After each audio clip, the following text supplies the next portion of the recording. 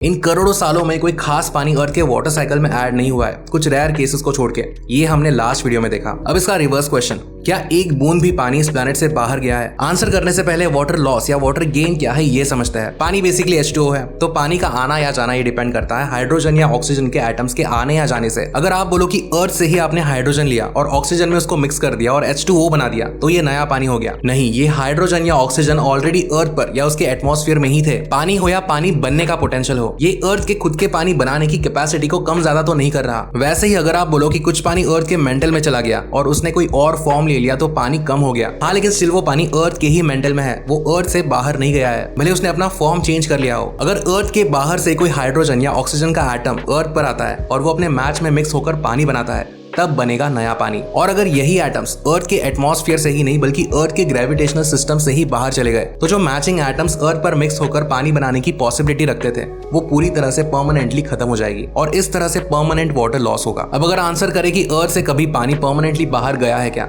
तो हाँ, एक बूंद से बहुत ज्यादा गया है, मोस्टली स्पेस मिशंस में, लेकिन इतना नहीं जितना आप सोच रहे हो। इंटरनेशनल स्पेस स्टेशन में 98% ऑफ द वाटर रिसाइकल होता है। एस्ट्रोनॉट्स अपना यूरिन, पसीना, मॉइस्चर, सांसों से निकलने वाली भाप सभी को पीने लायक पानी में बदलता है। सिर्फ 2% वेस्ट होता है, वो पाइप्स में, सॉलिड वेस्ट में, किसी पुर्जे में अटका हुआ हो सकता है। इवन ह्यूमन वेस्ट अर्थ के एटमॉस्फेयर के अंदर आकर ही जलता है, तो उसमें रहे हाइड्रोजन ऑक्सीजन के एटम्स भी अर्थ के एटमॉस्फेयर में कुछ हद तक मिक्स हो जाता है। और एक इंपॉर्टेंट बात, जो 1-2% पानी वेस्ट हो रहा है वो भी अर्थ के ग्रेविटेशनल ऑर्बिट के अंदर ही है। ये पानी जब स्पेस में आएगा तब बर्फ बनकर फिर से एटमॉस्फेयर में आ सकता है। तो ये परमानेंट लॉस तो नहीं, लेकिन हाँ, हम इसे काउंट कर सकते हैं। इस तरह से अगर हम कंसिडर करें तो अपोलो एस्ट्रोनॉट्स ने उनकी यूरिन, फीकल मैटर और वाटर कंटेनिंग मटेरियल्स भी मून पर छोड़ दिए थे। ये मून पर रखे हुए लिक्विड अर्थ से टोटली बाहर है। हाँ, ये अर्थ के ग्रेविटेशनल सिस्टम के बाहर अब भी नहीं है, लेकिन हम इसको कंसिडर कर सकते हैं। इसके अलावा जब हाइड्रोजन ऑक्सीजन रॉकेट्स चलता है तब उसके एग्जॉस्ट में से वाटर वेपर निकलता है। ये वाटर वेपर जब अर्थ के ग्रेविटेशनल सिस्टम के बाहर निकलता है तब ये परमानेंट लॉस होता है। ऐसी ही कोई और छोटी मोटी चीजें जैसे प्रोपेलेंट, कोई पुर्जे में लगा हुआ मॉइस्चर, ये भी बहुत कम क्वांटिटीज में अर्थ से बाहर जाता है। और एक चीज जो अर्थ से वाटर लॉस करवा सकती है, कभी कभी बहुत ही हल्के हाइड्रोजन एटम्स अर्थ के सरफेस तक पहुंच जाते हैं और केमिकल रिएक्शंस, अल्ट्रावायलेट रेडिएशन से कुछ एटम्स अर्थ के एटमॉस्फेयर से एस्केप हो सकता है। इन एटम्स में इतनी एनर्जी आ जाए कि वो अर्थ के ग्रेविटी सिस्टम से ही बाहर निकल जाए, तब ये भी पोटेंशियल पानी बनाने के साइकिल से अर्थ से बाहर निकलती है। इतनी ओवरली डिटेल में हम बात कर रहे हैं ताकि आप समझो कि अर्थ पर वाटर साइकिल कितना टाइटली पैक्ड है। अर्थ के वाटर साइकिल से कितना मुश्किल है पानी का आना या जाना। हमारे आसपास का पानी कितना पुराना है उसके मुकाबले तो हम स्पेस में अभी अभी जा रहे हैं। लाखों करोड़ों साल पहले ये आर्टिफिशियल लॉस नहीं था, तो तब के टाइम का मोस्टली सारा पानी जो यहाँ था